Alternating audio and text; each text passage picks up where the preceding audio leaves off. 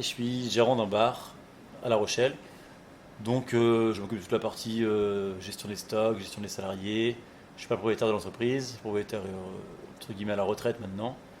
Et moi je gère quasiment tout dans le bar en fait. Voilà. Et ça a été très radical et très dur, surtout qu'on a dû fermer à minuit un samedi soir.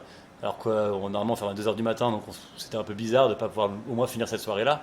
On a trouvé ça à tous un peu injuste de devoir sortir des clients sans qu'ils s'y attendent comme ça le soir même, boum, à minuit pile, 2 heures avant la fermeture habituelle.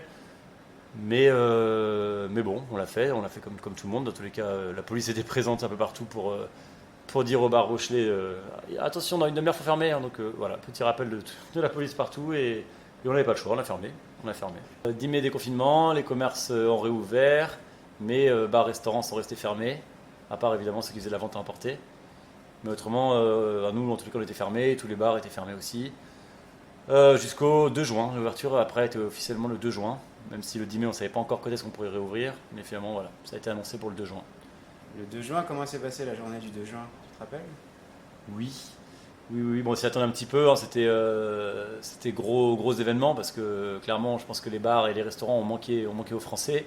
Et c'était le 14 juillet, quoi. C'était vraiment une fête nationale pour moi ce jour-là. Donc oui, on a eu beaucoup de monde. On avait des mesures barrières, des règles à faire respecter, qu'on a au début quand même un temps pour le mettre en place, le faire comprendre à nos staffs, à nos équipes, le faire comprendre à nos clients aussi. C'est beaucoup de choses, beaucoup de temps. Donc je ne veux pas clairement dire qu'on était irréprochable dès le départ, on ne l'était pas, mais personne ne l'était, je pense. On avait mis en place donc des plexiglas partout sur le bar, comme dans pas mal de bars à La Rochelle que ça a été fait aussi. Évidemment, bon, tout le staff était masqué. On imposait un masque à nos clients qui rentraient dans l'établissement. Il y avait du scotch par terre pour délimiter un petit peu les espaces, pour essayer que les gens aient 1 mètre de distance entre eux, entre le bar et les clients, aux toilettes pour faire la queue, à l'entrée aussi, etc. Donc tous les endroits où il y a une attente, on faisait en sorte de faire respecter 1 mètre de distance. On avait aussi la chance de pouvoir un peu gagner sur l'espace public et du coup de pouvoir espacer un peu les tables. Donc on a espacé les tables au maximum pour qu'il y ait 1 mètre entre deux groupes de clients différents. Le fait que je pense que les vols ont été pas mal coupés, beaucoup de Français sont du coup restés en France pour leurs vacances. Donc sur la côte ouest, en l'occurrence à La Rochelle, on a eu quand même beaucoup de tourisme. Je pense que tous les restaurants et tous les bars ont pu faire le plein, mais faire le plein évidemment avec les mesures qui étaient imposées. Donc c'est-à-dire qu'on pouvait avoir du monde tout le temps, mais on a évidemment dû refuser aussi beaucoup de monde parce que passer un certain nombre de personnes, on pouvait plus les prendre quoi. On pouvait mettre les gens que assis, donc forcément vu que les pistes de danse étaient fermées, ça voulait dire quand on n'a plus de chaises, on n'a plus de chaises. Quand on n'a plus de chaises, on prend plus de clients, simplement. Dès le départ, ouais. Dès le départ, on pouvait prendre des gens à l'intérieur et à l'extérieur, mais il fallait que les gens soient assis. Donc par exemple, un client qui venait au comptoir pour commander une bière ou quoi que ce soit, on ne pouvait pas le servir s'il n'était pas assis. Donc il n'y avait plus de service au comptoir, et c'était que du service en plateau directement aux tables. Voilà. Donc ça veut dire beaucoup plus de personnel aussi parce que un barman qui vend une bière à un client au comptoir, ça va très vite et ça se fait en 2 minutes. Mais si le client est posé à une chaise à l'autre bout de la terrasse, et bien effectivement, il faut payer un barman pour faire la bière, il faut payer un serveur pour emmener la bière. Donc c'est 2 fois plus de personnel aussi. Ça c'est sûr.